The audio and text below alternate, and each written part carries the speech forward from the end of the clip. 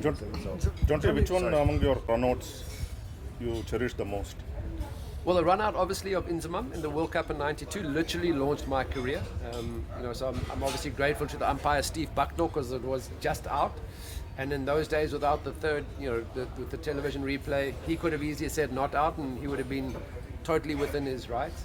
And then, but that was just something that I'd never practiced before, and I never did it again. It was spur of the moment, so I didn't feel it was a brilliant piece of fielding because I didn't actually throw the ball because I didn't trust my accuracy, but I trusted my speed to get there. So that was the one, and then obviously the 5 catches here. But I think the one catch that I'm often reminded about was Sachin Tendulkar backward point in Durban, because everyone says, Jonty, the ball bounced. I tell them no, it didn't bounce. He was out. Okay, cool guys. Cricket World Cup is going to be played in South Africa. So, what can you share your thoughts about it in your country? Well, South Africa hosting a World Cup, I've done that once before. 2003 was my final shot at a World Cup after my 4th World Cup. And I know that everybody that comes to South Africa loves touring there.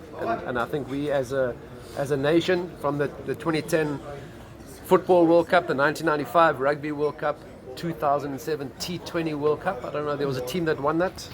2007, not a bad team.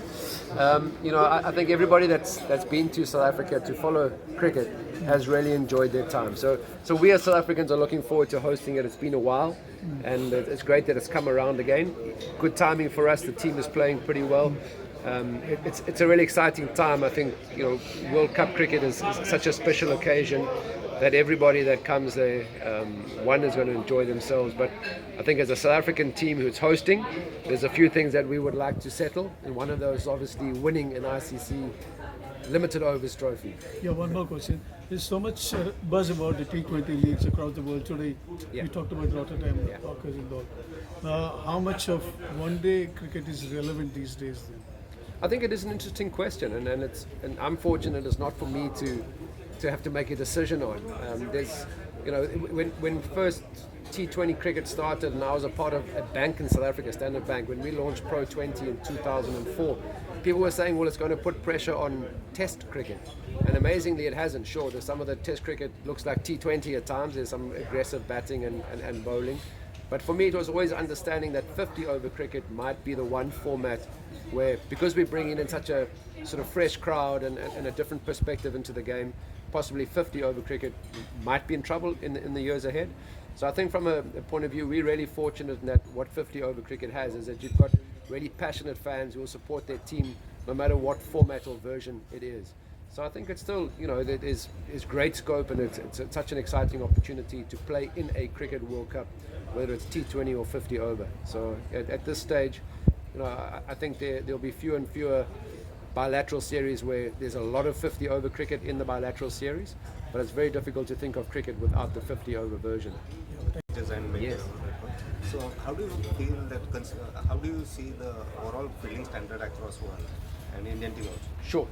I think, so 1993 here in the Hero Honda Cup game against the West Indies, 5 catches. I was told afterwards it was a world record, because for me, fielding, it was never anything other than me enjoying myself and just throwing myself around the field like I had been doing as a junior. So to see how cricket has evolved, and into the IPL, where I was only involved in season 2, because even at that stage, in year 1, that's 2008, there wasn't even a large focus on fielding. So for a long time, I did feel like the father of cricket, but now I feel like the grandfather of cricket, because the evolution of the game, batting and bowling, and even fielding. I never, the 5 catches here, all 5 were in the circle.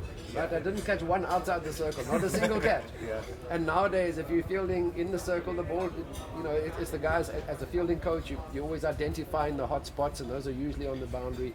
And what the guys are doing and working with MI for so long, Karen Pollard was incredible. He was the first guy that was bringing the ball back from outside the boundary and bringing it back in. So it wasn't me, and it wasn't me growing fielding or developing fielding. It actually came from the players themselves. And that for me is, it's been a real revelation to see how the players practice these days. I mean, we see some great things happening on the field. And the reason what happens on the field is because they put the hours into practice doing exactly that. So fielding has evolved, the positional play, and what we saw 10 years ago, you could have 3 or 4 good fielders, and you could hide 4 or 5 players. These days, you can't even hide one. So the opposition knows where to find that weakness, and everybody's, the fielding standards have evolved. The Indian team, Dhoni was certainly somebody who showed he had a lot of senior players that maybe weren't going to, focus that much on the fielding. But with Virat Kohli, I mean, he insisted that you had to be fit, and you had to be, because to be a good fielder, you obviously have to be fairly robust in the field and athletic, and the fitness levels were important. So I think of a team that had 1 or 2 great fielders to now a team that there's nobody to hide.